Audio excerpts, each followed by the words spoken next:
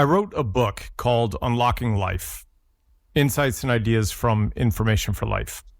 Now, this book is 742 pages long, and that's the printed version.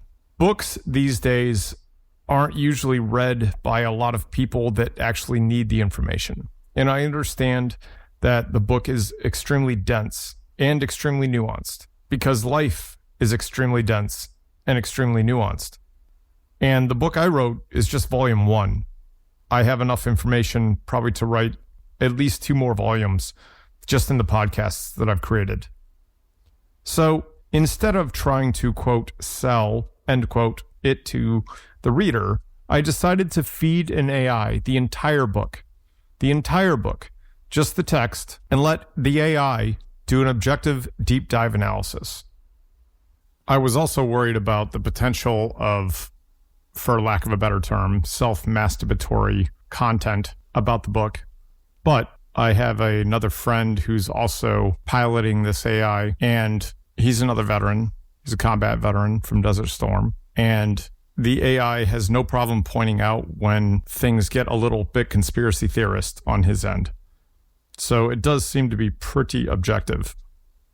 And this is a perfect example of using AI as a tool, because imagine having to pay someone to read a book and then do a podcast episode on it, and an AI can read all of that text within 30 seconds.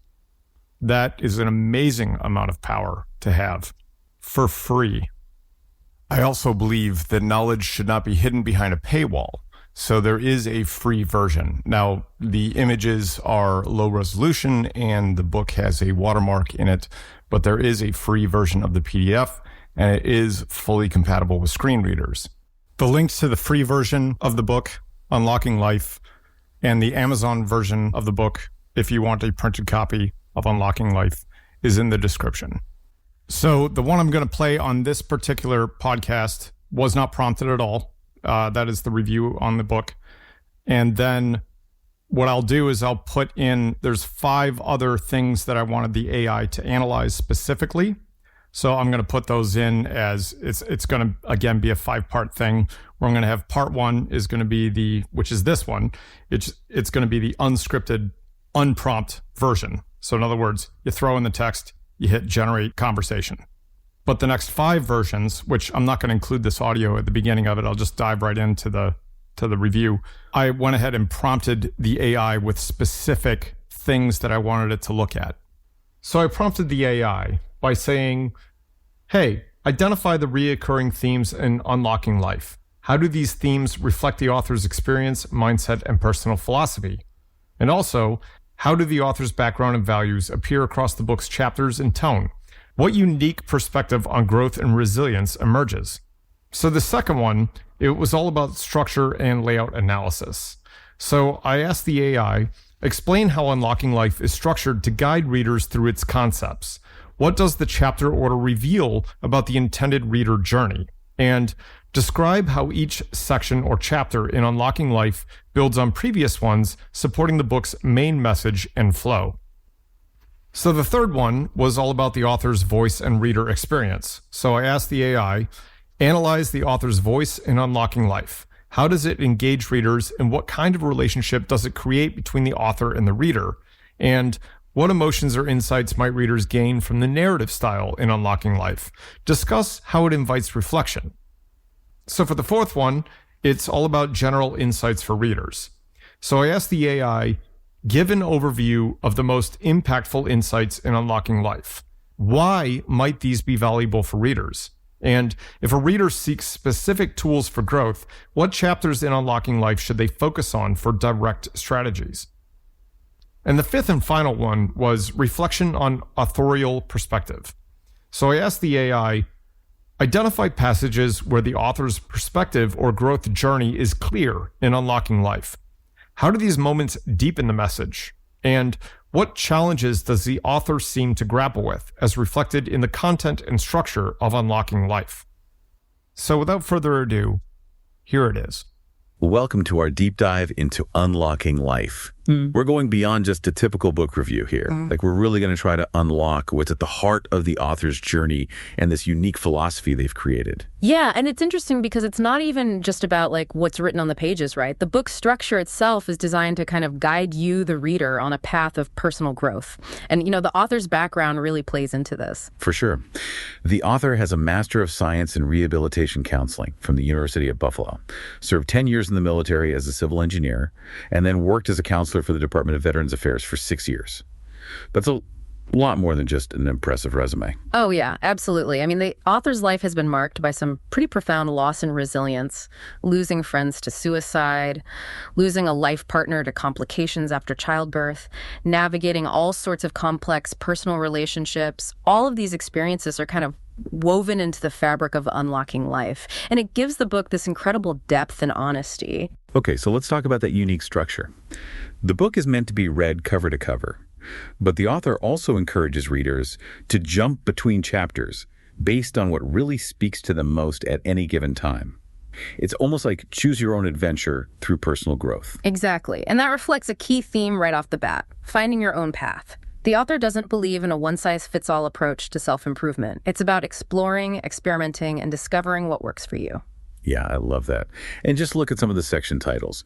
Road to Resilience, Beyond Heartbreak, Finding Strength and Letting Go. They paint such a vivid picture of the journey that the author wants to take us on. Yeah, it's a journey from hardship to healing, dependence to self-reliance, heartbreak to hope. And along the way, the author sprinkles in these like aha moments, like personal anecdotes where they had a sudden realization that totally shifted their perspective. Like one that comes to mind is the time they realized their self-worth shouldn't be tied to someone else's approval. It's so relatable, and it makes the advice feel so much more authentic. Yeah, for sure. Speaking of relatable, the author also started the Information for Life podcast and invited listeners to submit questions.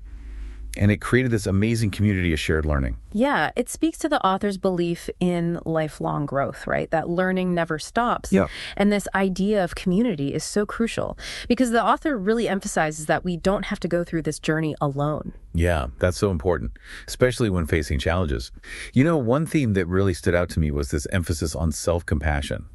And the author doesn't just throw out that phrase, they actually weave it into the narrative, showing how being kind to yourself can actually be a source of strength. Right, and it's not just like a feel-good concept. Studies have actually shown that self-compassion is linked to lower anxiety, greater resilience, and even increased empathy for others. So it's not selfish, it's actually a pathway to deeper connection. Wow. I love that. Self-compassion is like a superpower. Okay, so we've talked about the author's background, the book's structure, this focus on self-compassion. But unlocking life actually goes beyond these general principles.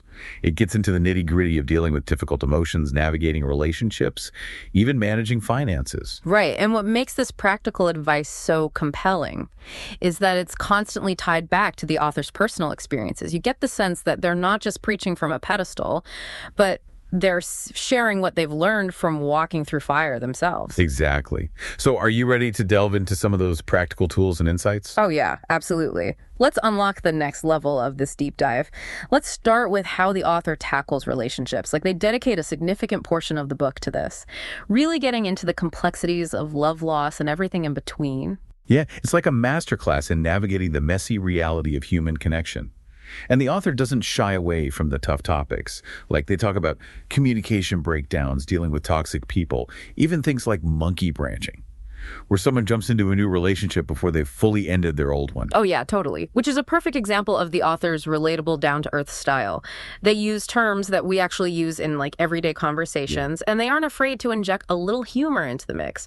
But even with that light touch, the advice they offer is incredibly insightful. Yeah, totally. Like, they dive into rebuilding trust after betrayal, recognizing those red flags of an unhealthy relationship, even practical strategies for setting boundaries with difficult people. It's like a toolkit for creating healthier, more fulfilling connections. Absolutely. And you can really feel the author's experience as a counselor shining through in this section. They've walked alongside people through some incredibly challenging relationship dynamics, and that empathy just permeates every page. Okay, so we've got relationships covered. But the author also gets into this often dreaded topic of finances. Now, I know what you're thinking. Who wants to read about budgets and debt in a self-help book? But the author totally flips the script. Right. Instead of focusing on like dry financial strategies, they emphasize the psychology of money. They delve into why some people struggle financially, exploring how our beliefs about money can actually sabotage our success. Yeah, it's all about that inner game, right? Like, Yeah. if you believe deep down that you're not good with money, you're likely to make choices that just reinforce that belief. Precisely. And the author offers strategies for shifting those limiting beliefs, developing a healthier relationship with money, and making choices that align with your values and goals. It's not just about getting rich. It's about using money as a tool to create the life you want. Yeah, for sure. And they even provide practical tips on things like budgeting, investing in appreciating assets like stocks and real estate, and negotiating with creditors if you're facing debt. It's a holistic approach to like financial well-being. Now, one thing that really impressed me was how the author weaves in these societal issues. Without getting preachy or overly political, they address topics like gender dynamics, the gender pay gap, cultural appropriation, even the echo chambers we often find ourselves in online. Right. It's like they're encouraging us to become more aware of the world around us and the systems that shape our experiences. And to do that with critical thinking, they constantly challenge readers to question assumptions, examine evidence, and form their own informed opinions. It's about becoming more engaged citizens, not just passive consumers of information. Right. That's so crucial, especially in today's world where we're bombarded with information from all sides.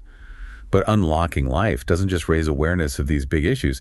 The author also gets incredibly specific, offering guidance on navigating some really unique challenges. Like how to support a partner struggling with PTSD, how to build a healthy relationship with someone on the autism spectrum, how to advocate for yourself in the workplace. These are situations that require like a deep level of understanding and compassion. Yeah, and the author's personal and professional experiences are so evident here, you can tell they've been in the trenches, offering advice that's both practical and heartfelt.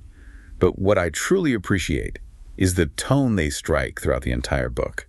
It's engaging, relatable, often humorous. It feels like you're having a conversation with like a wise, supportive friend rather than listening to a lecture. Yeah, exactly. It's like the author is sitting across from you, sharing their hard-won wisdom and encouraging you to embark on your own journey of self-discovery. And that's incredibly empowering. It makes you feel like, hey, I can do this too. Exactly. The author manages to blend personal insights, practical advice, and thought-provoking commentary on the world around us in a way that feels both cohesive and compelling. It's a book that stays with you long after you finish reading it. So we've uncovered a lot of ground here. We've explored the author's journey, their approach to relationships, finances, even societal issues. But unlocking life doesn't end there.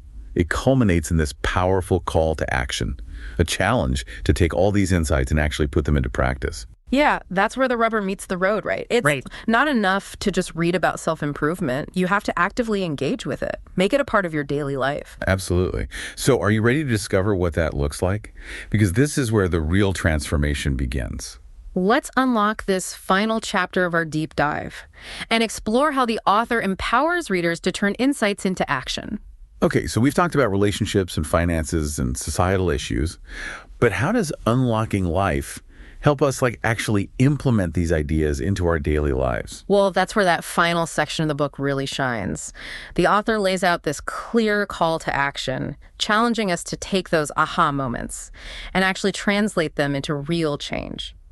Okay, so where do we start? Well, they start with something we all struggle with, habits. Those often unconscious routines that shape so much of our lives. The author dives into the science behind habit formation, like explaining how those pesky habits form in the first place. Yeah, I'm all ears. It's all about understanding the habit loop, this three-part cycle that includes a trigger, a routine, and a reward. So for example, let's say your trigger is feeling stressed after work. Your routine might be grabbing a bag of chips and zoning out in front of the TV. And the reward, a temporary escape from that stress. But the author doesn't just explain the loop. They give us practical strategies for breaking bad habits and creating new, healthier ones. Right, so instead of reaching for those chips when you're stressed, maybe you go for a walk, listen to calming music, or call a friend. It's about consciously interrupting that old pattern and replacing it with something that actually serves you. Exactly. And the author really emphasizes that these small changes can make a huge difference over time. It's not about these overnight transformations, but consistent effort and gradual progress. Which brings us to another crucial aspect of the call to action, sleep. Sleep, thing we all know we need more of, Yeah. but somehow just keep sacrificing. Right. The author dedicates a whole section to explaining why sleep is so crucial for our physical and mental well-being. Yeah, It's not even just about feeling rested. Sleep impacts everything, from our mood and our cognitive function to our immune system, even our relationships. The author even delves into this fascinating world of dreams, suggesting that they can offer insights into our subconscious thoughts and feelings. Okay, wow. So we've got habits, we've got sleep. What other action steps does the author lay out?